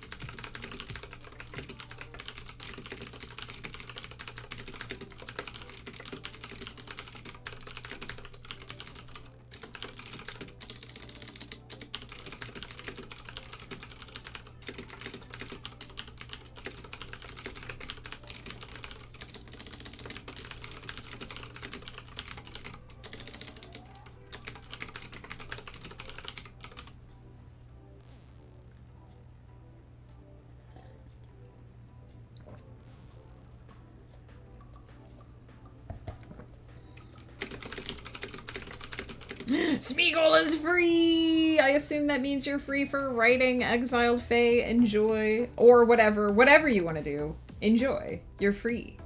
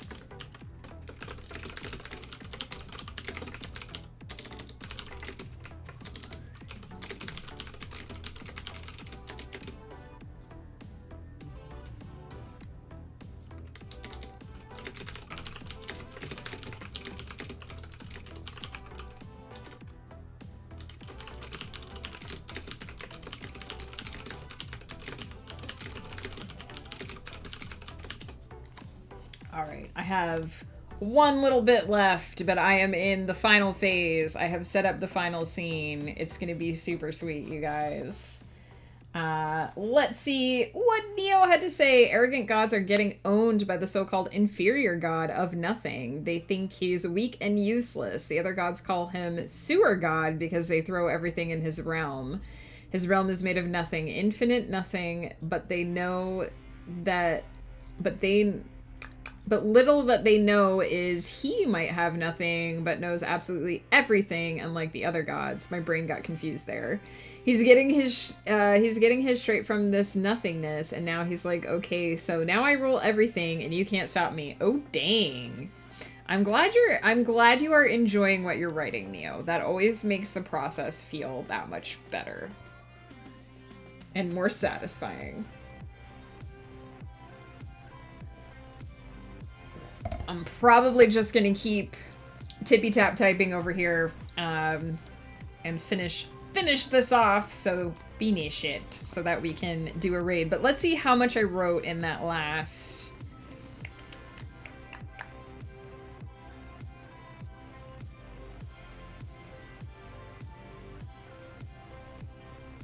In that last sprint, 1,045, which should put us a little over 3,000 words for the stream. Heck yeah, 3,256. I probably have maybe about 500 words left. We'll see. So we'll see if we can wrap up in the next 10 or 15 minutes here. And then I can go eat my stuffed mushrooms. Can't focus much, lots of typos. Oh, Neo, do not worry at all. First of all, I know that English is your second language, so there's always that. And second of all, as we've established, my brain is mush today. So that was 100% me not reading the words that were actually written, and my brain just substituting whatever words it thought should go there, which it does sometimes when I read. So do not feel bad at all. It is all good. You're totally fine.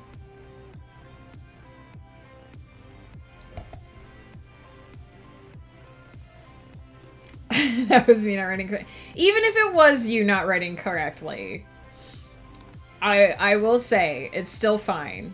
It happens. Typos happen. There's no preventing them. It's like rainy days. They happen. All you can do is deal with them.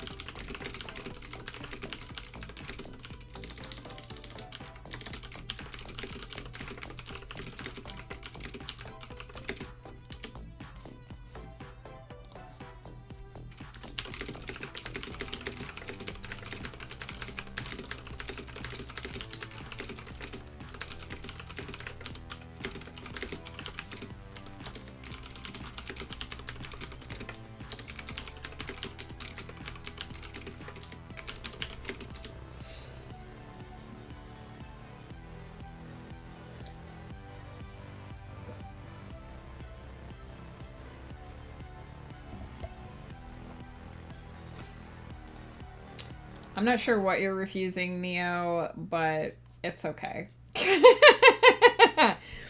It's really okay, I promise.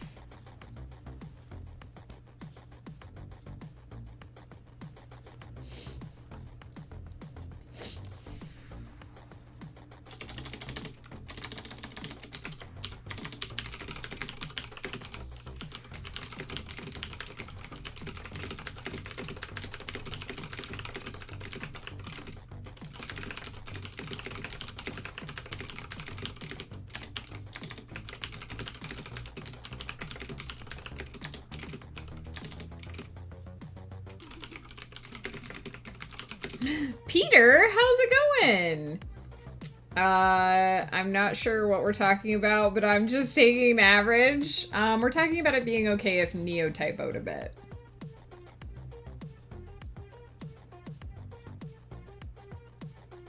Also, how are you doing? I hope you got some rest after staying up literally all night to interview us for Winds of Chaos, for the Winds of Chaos 100th episode.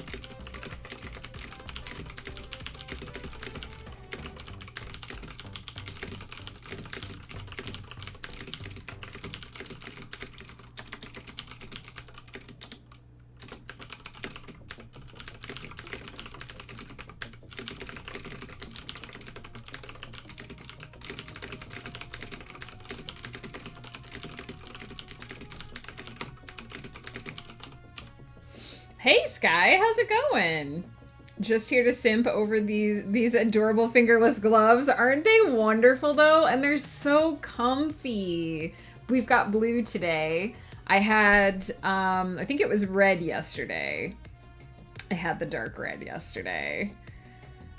Does anything ever feel okay past 30? Mood. Just woke up from a nap, didn't sleep, but powered through so many things because I'm brave. Oh, Peter, well, I hope you get some good rest. We appreciated you being there last night, but we don't want you to overwork yourself at all. Why does it feel like the left hand is doing at least 60% of the typing? Are keyboards designed that way, or does the choice of words somehow matter? You know what? I wonder about that sometimes, and I don't honestly know. I know that the QWERTY keyboard layout is actually designed to slow you down, to slow down your typing, which I was kind of surprised when I learned about that. Because the QWERTY keyboard was actually designed to be used on a typewriter, and if you type too efficiently on an old-style typewriter, the ribbons will actually get tangled because they can't keep up with the physical movements of your hands. So the QWERTY actually distributes your finger movements in such a way that it's not the most efficient, which I find very interesting.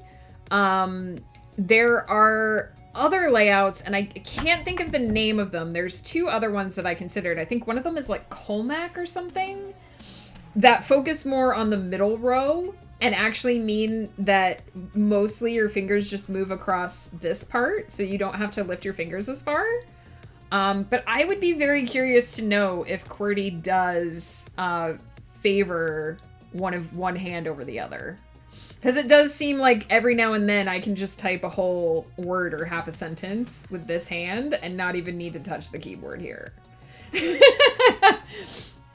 Weird things that you don't really think about until somebody writes a thing and is like, by the way, this is how typing works. Last night was so much fun. I really enjoyed listening to stories and people talking about something they're passionate about. Well, we really appreciated having you, and I want you to know that after we got off stream, when Ghost was getting ready for bed, he expressed great appreciation that you took the time to do the interview. He felt like it went so much better with you doing it than if any of us had managed it. I believe his comment was, you can really tell that he's done this professionally. And he was just really, really happy that you did it. So please know that we're all grateful that you were there. We really appreciated it. We had so much fun. I'm sure it was like herding cats at certain points in time because we just go off the rails when we get together. But we really appreciated it. It got to -14 here last night in parts of Scotland, and according to reports, it's due to snow. Oh no, Peter, that's so cold for this late in March. I hope it doesn't stick around long.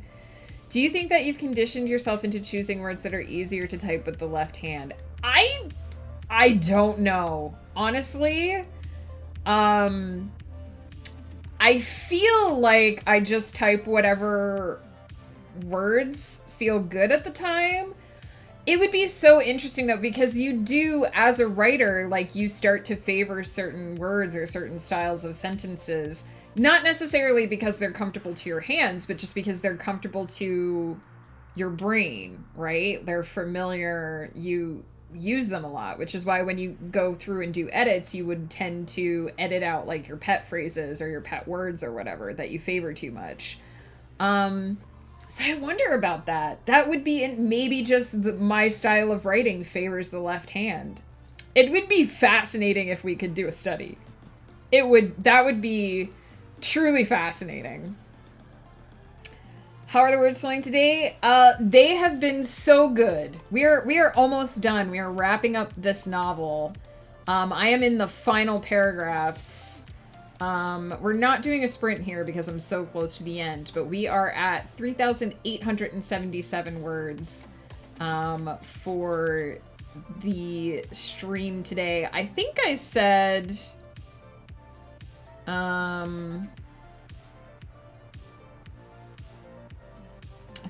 that I only had about 500 or 600 words left, and that was about 300 words ago. So yeah, we're close. We're so close to the end of this novel.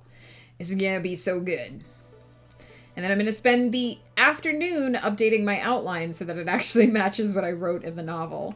In case anyone wonders what I'll be doing when I'm not on stream today. First, I'm going to eat some delightful seafood stuffed mushrooms, and then I'm going to update my outline.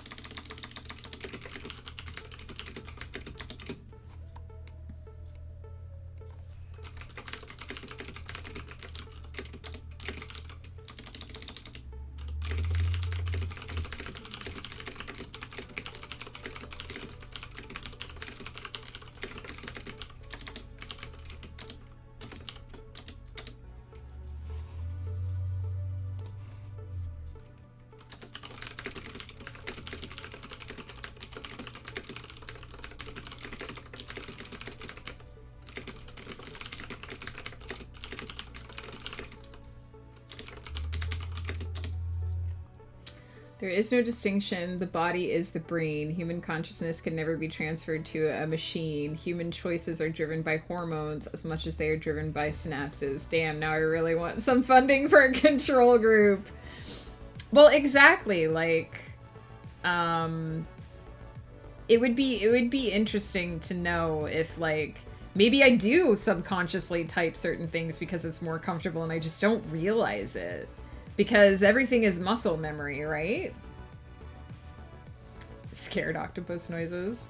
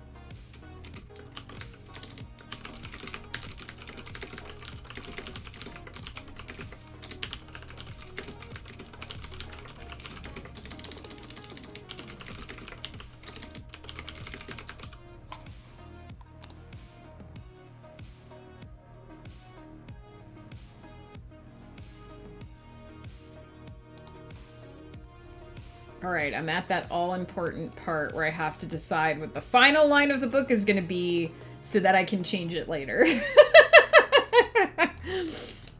It will, in all likelihood, get changed later, but for the moment, we have to decide what the final line of the book is going to be. This is it, you guys. We're almost done. As a controller, you should write a couple pages by hand. It would be so unreadable. Then we can compare the letter count to your type stuff and see if there's a left-hand bias. I do have some, I do some handwriting in my, day planner. Like, I do initial outlines in my day planner.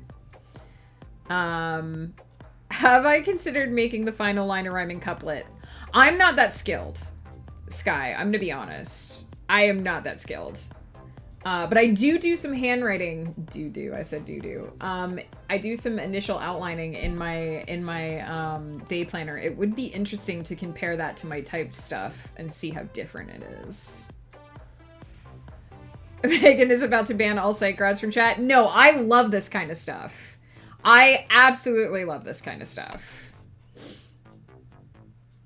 I am fascinated by psychology and sociology. Green beans or Brussels sprouts? I love them both, frankly. So go. I appreciate that other people appreciate Brussels sprouts because lots of people don't. Hey, Cademon, how's it going? I have been on other people's streams a lot this week. I've been on other people's streams, I think, more than on my streams this week. Just said rhyming couplet, not rhyming pentameter. I'm sure you can pull it off. I'm so bad with rhymes. The rhyming to me is the hard part.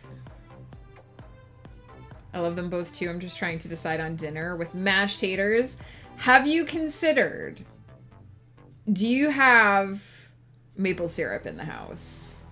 Because you can fry up those Brussels sprouts with a drizzle of maple syrup. If you've got it, you can add a little bit of bacon and or pecans, however you say them. Chef's kiss. But you can just do the Brussels sprouts with the dash of maple syrup. So good. So good.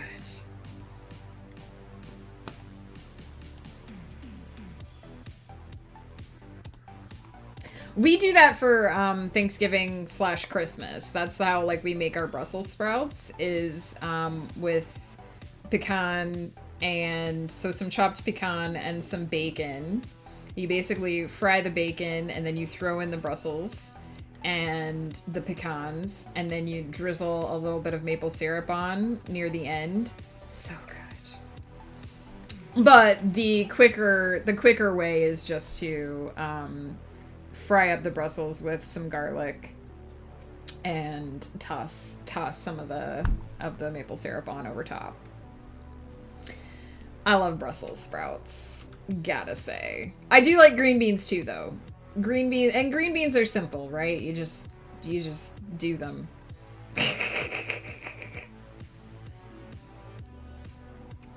All right, I gotta think of this last line.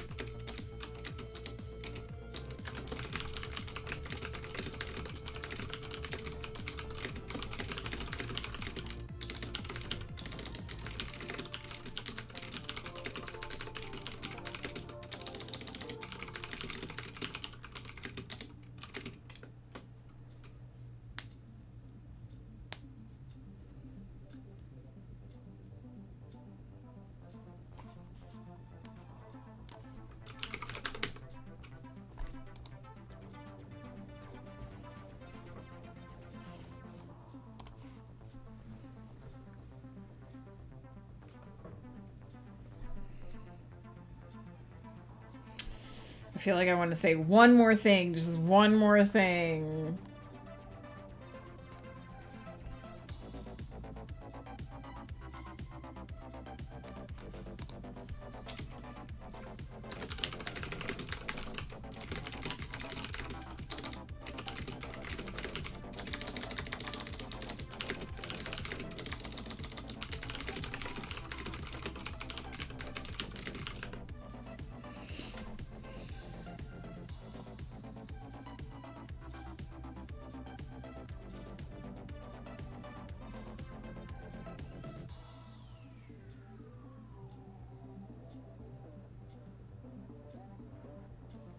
I'm going to actually move that.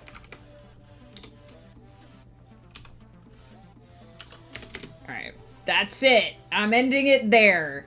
That is novel. We're calling it. So that scene, written on stream today, this last scene in this novel, 4,315 words. Very happy with it. Extremely happy with how it ends. And the novel itself, 143,647 words. 143,000. I started this in January, so this has all been written this year. And now it's done. And now the trilogy is done. Beyond the Moon's Beams is done. There are 12 books in this series. I can't believe I'm saying that. There are 3 more to write, but we're not going to write them right now. We're not going to write them until later in the year. We're going to swing back and edit books 7, 8, and 9. That's going to be my next big project starting next week. But for now, I'm going to catch up on chat because you guys have been patiently waiting while I figured out those last few lines. And then we're going to raid so I can get some lunch.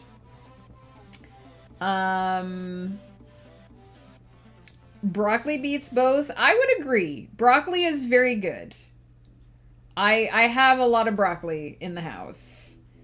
I love bananas. Bananas aren't a vegetable, Peter. You'd be helping the potassium industry. Next year, will be telling me you like cabbage and asparagus. Oh, this is awkward. I like both cabbage and asparagus. Not gonna lie. Exactly. I like bananas too, but not for dinner. Man, cabbage rolls though, so good. One of the few rhymes I remember from childhood. Oh my god. I'm not even gonna try to read that because I will say it all wrong. In English it doesn't rhyme. Baker Bengston is dead. He was burned on his bread. I mean, that rhymed. I'm sure the Swedish rhyme is better, though. Absolutely. If I didn't think I would horribly murder the Swedish, I would try it. But I don't speak any Swedish. That's interesting, though. Thank you for sharing that with us, Cademon. Dead and bread do rhyme, for sure. What an awful way to tell Baker Bengston's family of this tragedy. Hey, that's how you do it in nursery rhymes. That's how it's done. They're all brutal. I mean, Ring Around the Rosie is, I believe, about the Black Plague. And Mary, Mary, Quite Contrary is, I believe, about Queen Mary and her murderating of people. Yeah. Nursery rhymes. Not as cheerful as they seem when you're kids. I was thinking about that the other day. Megan is chuffed that she's written enough. Proud of the completion without much deletion. I am. Absolutely. There'll be lots of deletion in the future, but not today. Today, we celebrate. If any of my family died, I'd be distraught if they didn't notify me in rhyme. It would take away the sting a little bit, I think, if someone took the time to make it rhyme. Good afternoon, your family were hit by a bus. They were splattered and killed, and now you're not too thrilled. And you're not making much of a fuss. Peter! I knew where that was gonna end, and yet there was still something magical about it. I'm still a little teary-eyed. Fixed pentameter and some assonance, and I'd be thrilled. I'd be thrilled they were hit by a bus. It was a rough draft, of course. That was just off the cuff. That was pretty good for off the cuff. I don't know what I need, but I think my brain needs to slow down before I can write. Yes, applause for Peter. That was off the cuff. I can't rhyme like that off the cuff. Like, seriously. Exiled Faye, if you're feeling like you need your brain to slow down a little bit before you can get in the mood. Things that I do when I need to get in the mood to write, listen to a song that goes with your project and just really get into the song and enjoy it. You can do a slight bit of yoga or meditation, just like some breathing exercises, just clear your mind, get in tune with the moment. Stuff like that. I'm assuming that you've already eaten or are about to eat, so a small snack probably wouldn't be the best. A hot drink or a cold drink, a favorite drink.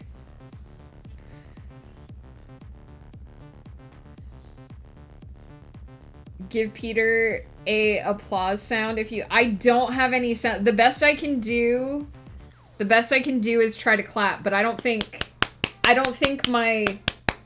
think my mic won't even pick that up, so I tried. If you heard that, great, but you probably did not hear anything. I think my mic filters out everything that's not my voice. And if I get high enough pitched, you heard it! There you go. That's the best I have. I don't have any kind of soundboard or anything. Had a late lunch. I'm cooking after work, but not sure if I'm ready for that yet. Yeah, I mean, fair. All right. We are going to do a raid so that I can go eat because I'm hungry. And there are stuffed mushrooms calling my name. That is the end of a novel that I started in January. I think I may have started it on stream as well. Or if I didn't exactly start it on stream, it was pretty close. We worked on a couple scenes near the beginning of it. So it's nice to have this behind me. It's nice to put the end on it. It needs so much more work before it can be seen by other eyes. But for now, it goes on a shelf to stew in its own juices without me touching it for at least a year. And I'm going to pick up last year's train wreck and brush that off. I think I wrote a significant amount of what I'm about to edit on stream, which is interesting because I think I started book 8 on stream, or near the beginning of book 8 I started streaming. I'd have to go back and look at the dates to confirm, but I do distinctly recall writing some of this stuff on stream. So it's going to be very interesting to get back into that. I have been peeking through it. There are some really good things in it. I'm really excited about it. It's still a dumpster fire. It needs a lot of work, so it's gonna be an interesting couple of months. Thank you, Neo, and thank you, Exiled Faye. Neo, I'm sorry to hear that your internet is giving you troubles. I hope it stabilizes. Let's see who's around. Let's see who's doing the stuff today.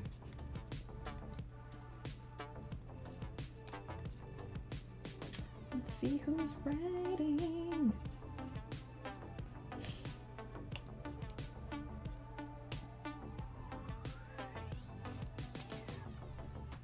Gotta stall while some ads play here.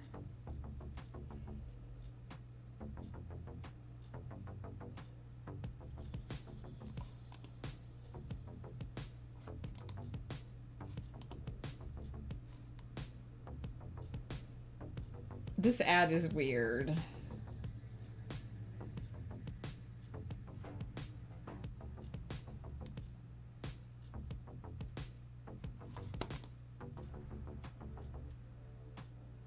I mean, I don't like DoorDash ads in general, but the latest DoorDash ad is super weird.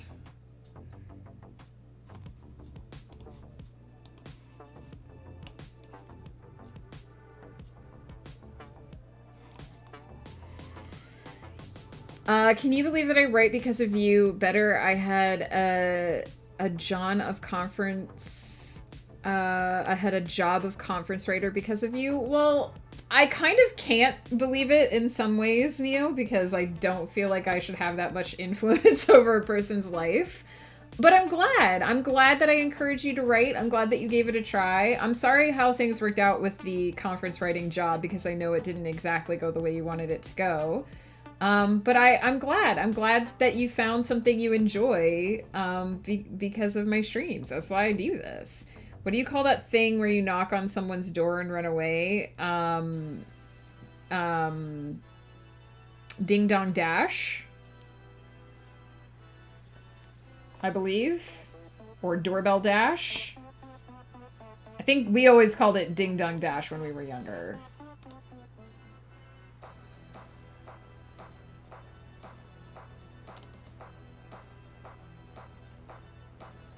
So I think what we're going to do is, I think we're actually going to drop in on Supernatural Writer. It has been ages since I rated her. There are lots of wonderful writers on Twitch to hang out with. But I feel like I usually raid other people just because they have fewer viewers, which is fine because I like to spread the love around. Gatley, hello, welcome in. We called that Knocky Knocky Eye Door in the UK. There you go. I'd not heard it that way, but I did grow up in the US. I have that job because I have the confidence to write because I wrote a book before. Yeah. I'll link to your stream. Well, I appreciate that, Neo. I appreciate that I inspired you. I forget what we used to call it back home where I live. Now it's called chappy because in Scotland you chap on the door instead of knocking. Interesting. That is not something I ever considered would be different across regions, but it makes total sense.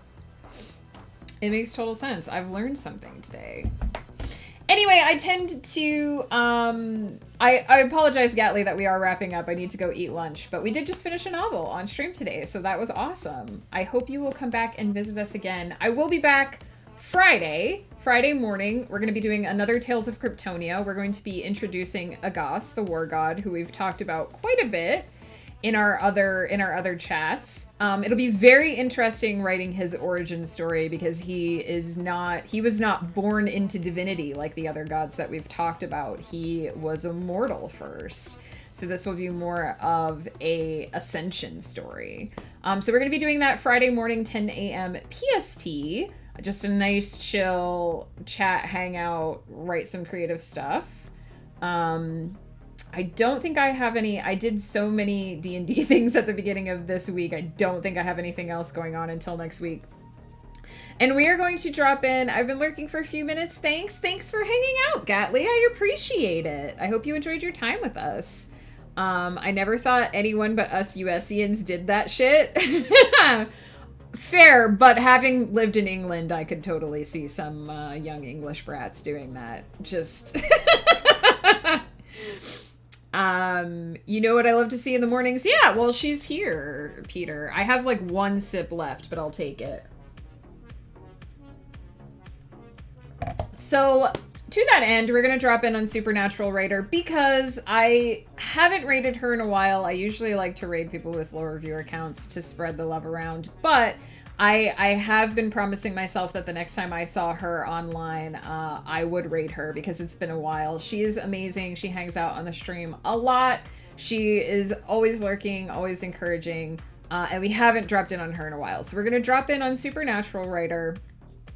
Please give her some love. She's doing Pomo this morning, and she has a nice task list that you can add to in her stream, and you can contribute to the overall tasks done for the stream. So let me do and please feel free to use any of the emotes that make you happy. If you don't have mine, fill in any emotes that will make you happy, spreading the love around, because it's all about the love more so than the specific emotes. We're gonna go say hi to Supernatural. And I'm gonna go eat lunch, and I'm gonna have those sweet stuffed mushrooms. Thank you all for being here with me when I finish this novel. It's so exciting, and I feel like if I didn't have people to share it with, I would just be like, yay, and then I would go do more work because that's what I do. So it's nice to have a moment to celebrate to share it with other people. Kind of can't believe, one, how long this book is, and two, that it's actually done. This project has been happening since 2019, and there was a time when I never believed I would get this far. So this is phenomenal. Please take care of yourselves, guys. Thank you, Flutter. Thank you, Exiled Fae. Take care of yourselves until I see you again. I hope the words and the creativity flow for you. I hope you take care of yourselves. I will be around Friday morning, and hopefully more awake, because I won't have to get up at the butt crack of dawn to go to the blood clinic. And I'll see you then.